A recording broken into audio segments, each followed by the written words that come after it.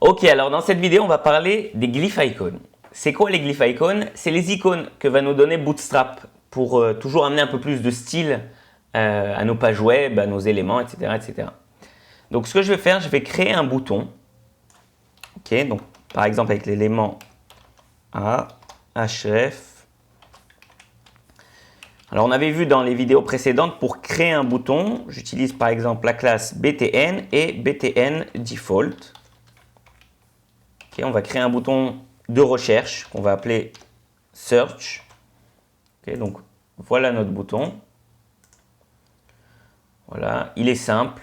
Maintenant, imaginons que ce bouton, on veut l'agrémenter un petit peu. On veut lui mettre, vous savez, en général, on met à côté d'un bouton de recherche un icône de loupe qui indique une recherche. Donc, comment on va faire ça avec les glyph icons? Eh bien, tout simplement, ici, avant d'écrire search, je vais introduire l'élément span, qui est un élément inline, okay, c'est-à-dire qu'il va permettre de ne pas aller à la ligne, il va se mettre dans la continuité. Et là, je vais écrire classe, c'est-à-dire je vais mettre des classes CSS sur ce span. Et qu'est-ce que je vais mettre comme classe? La première, je vais écrire glyph icon. Et je vais en mettre une deuxième qui va venir spécifier quelle icône je veux. Tout simplement, glyph icon search. Petite erreur, search. Voilà, juste pour que vous le voyez sur une ligne. Ok, donc là, on a notre élément avec le span dedans, classe glyph icon search.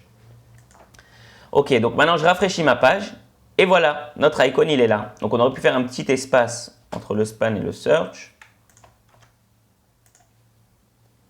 Et voilà notre joli bouton. Tout de suite, ça rend mieux avec une petite loupe qui vient exprimer la recherche.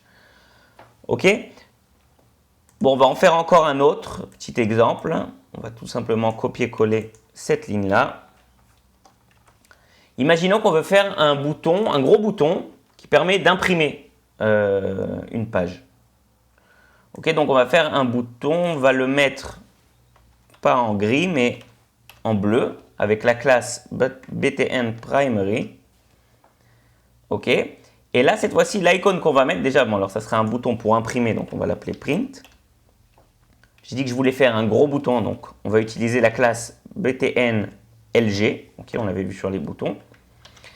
Et là on va utiliser glyph icon, ça reste glyph icon. Et là, au lieu de mettre glyph icon search, on va mettre glyph icon print. Et voilà notre gros bouton pour imprimer.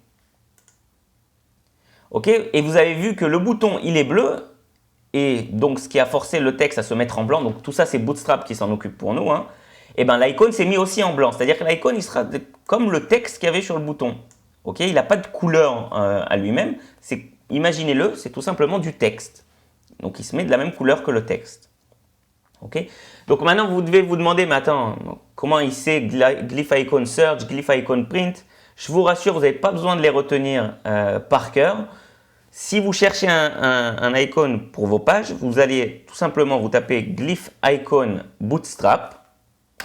Ok. Et là, par exemple, on va aller sur la première page, components. Là, je vais fermer ça. Et voilà la liste de tous les glyph icons que vous pouvez utiliser. Vous voyez, et à chaque fois, il y a marqué la classe que vous devez mettre. Donc là, par exemple, glyph icon, vous voyez qu'elle revient sur chacun des icônes. Et après, glyph icon bed ou glyph icon apple. Disons qu'au lieu du print, j'aurais voulu voilà, ces ciseaux-là. Et ben, je peux venir. Voilà, je vais copier ça. À la place de notre print, je vais mettre ça ici chez nous. Glyph icon et glyph icon scissors. Et maintenant, je reviens sur notre page. Voilà. J'enregistre et je rafraîchis. Et vous voyez, il y a les ciseaux maintenant sur notre bouton, à la place du bouton print. Donc voilà, c'est quoi les glyph icons et comment on les utilise.